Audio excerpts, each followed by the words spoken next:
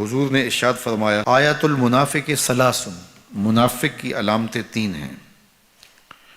جس شخص کے اندر یہ علامات ہوں تو وہ اس نیت سے سنیں کہ آج ابھی اسی وقت میں یہ مصمم عزم کرتا ہوں کہ اپنے سے کھرچ دوں گا ان چیزوں کو، اور اپنے من کو، اپنے اندر کو، اپنے باطن کو ان غلاظتوں سے پاک کروں گا۔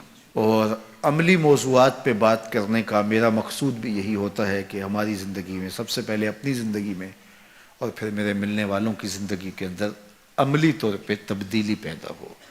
تو اس نیت کے ساتھ جب آپ سنیں گے تو اللہ برکت کرے گا۔ تو سنیے رسول رحمت نے ارشاد فرمایا صلی اللہ علیہ وآلہ وسلم نے کہ منافق کی نشانیاں تین ہیں۔ ان میں سے ایک اذا حدث کذب، جب وہ بولتا ہے تو جھوٹ بولتا ہے۔ یہ منافق کی علامتوں میں سے ایک علامت ہے کہ اس کی زبان جھوٹ کی عادی ہوتی ہے۔ زندگی میں جھوٹ سے اپنے آپ کو بچائیں، یہ زہر قاتل ہے، اندر اجاڑ دیتا ہے، آپ کا معاشرے سے اعتبار ختم کر دیتا ہے اور آپ کی رسوائی کا سبب ہے۔ دوسرا ارشاد فرمایا وَإِذَا وَعَدَ أَخْلَفَ، جب وہ وعدہ کرتا ہے تو وعدہ خلافی کرتا ہے۔ یہ منافق کی علامت ہے کہ وہ وعدہ پورا نہیں کرتا۔ میرے حضور کسی سے وعدہ کرتے ہیں کہ تیرے آنے تک یہاں کھڑا ہوں، اور وہ جا کے بھول جاتا ہے۔ میرے حضور 3 دن کھڑے رہتے ہیں، 3 دن کے بعد اچانک وہاں سے گزرا، دیکھا تو حضور کھڑے ہیں۔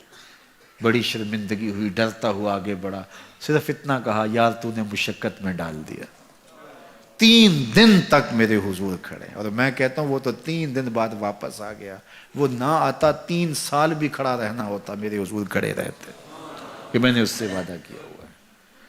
اور میں اور آپ دیکھیں کہ ہم کہاں کھڑے ہیں۔ ہم کسی سے وعدہ کریں، ہم خود وعدہ کرتے ہیں تمہیں 6 ماہ کے بعد پیسے دیں گے، وہ بیچارہ 6 ماہ کے بعد بھی جو ہے وہ 1 ماہ اور اوپر گزار لیتا ہے کہ چلو کوئی بات نہیں ہے، اور ہم اس کی موت کی دعا کر رہے تھے یا اللہ فوت ہی ہو جائے تو اچھی بات ہے۔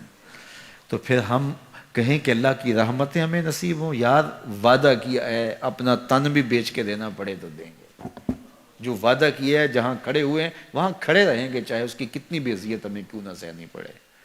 جب وعدہ کیا ہے تو پھر اس کو پورا کرو۔ تیسری بات میرے حضور نے ارشاد فرمائی وَإِذَا اؤْتُمِنَ خَانَ، جب اس کے پاس امانت رکھی جائے تو خیانت کرے۔ اس کے پاس پیسے رکھے جائیں، دولت رکھی جائے، کوئی زمین اس کے نام کوئی کر دے کسی وجہ سے، کوئی اور اس کے پاس امانت رکھ دے تو وہ اس میں خیانت نہ کرے، بلکہ آپ کے پاس کوئی بات امانت رکھی جائے تو اس کو بھی جو ہے وہ لوگوں تک نشر نہ کرے۔ تمہارے کان میں اگر کوئی بات کرے تو وہ امانت ہے، جب وہ بات کر رہا ہو تو دائیں بائیں دیکھ رہا ہو، تو پھر اس کا مطلب یہ ہے کہ وہ یہ چاہ رہا ہے کہ یہ بات کوئی اور نہ سنے، تو پھر صاحب امانت کو چاہیے کہ کوئی اور نہ سنے۔ یہ امانت ہے اور اس امانت کو پورا کیا جائے۔ اور چوتھی علامت یہ ارشاد فرمائی منافق جب کسی سے لڑ پڑتا ہے تو گالیاں دیتا ہے۔ ہمارے دین نے ہمیں گالی دینے سے روکا ہے۔ اپنی زبان کی پاکیزگی اور اپنی زبان کی طہارت کا سامان کیجیے۔ آپ کسی بھی حالت میں ہوں، آپ کے اوپر کوئی کتنی بھی زیادتی کر رہا ہو، آپ کو کوئی تھپڑ بھی مار رہا ہو، تو آپ اس کا مقابلہ ضرور کریں، لیکن آپ کی زبان گندی نہیں ہونی چاہیے۔ یہ غصے کے وقت ہی تو انسان کا پتہ چلتا ہے۔ ظفر سے آدمی نہ جانیے، چاہے جتنا بھی ہو صاحب فہم و ذکا، جسے عیش میں یاد خدا نہ رہی، جسے تیش میں خوف خدا نہ رہا۔ عیش کی زندگی ہو یا تیش کی زندگی، خوشی کا مرحلہ ہو یا مرحلہ غم ہو، آپ دیکھو نارمل زندگی کے اندر تو آپ معتدل ہوں گے ہی ہوں گے، لیکن جب آپ کا بیلنس خراب ہوتا ہے خوشیوں کے وفور کی وجہ سے، اس وقت پتہ چلے گا۔ یہ ہے انسان کا امتحان، یہ ہے انسان کی آزمائش۔ منافق کی علامت بتائی گئی وَإِذَا خَاصَمَ فَجَرَ، جب وہ کسی سے لڑائی کرتا ہے تو پھر گالیاں بکنا شروع کر دیتا ہے۔ یہ منافقوں کی علامات میں سے ایک علامت ہے، جب وہ لڑتا ہے تو گالیاں بکتا ہے، جھوٹ بولتا ہے، امانت میں خیانت کرتا ہے، اور عہد کرے تو اس کی پاسبانی نہیں کرتا۔ اللہ ہمیں عہد کی پاسبانی کی توفیق دے۔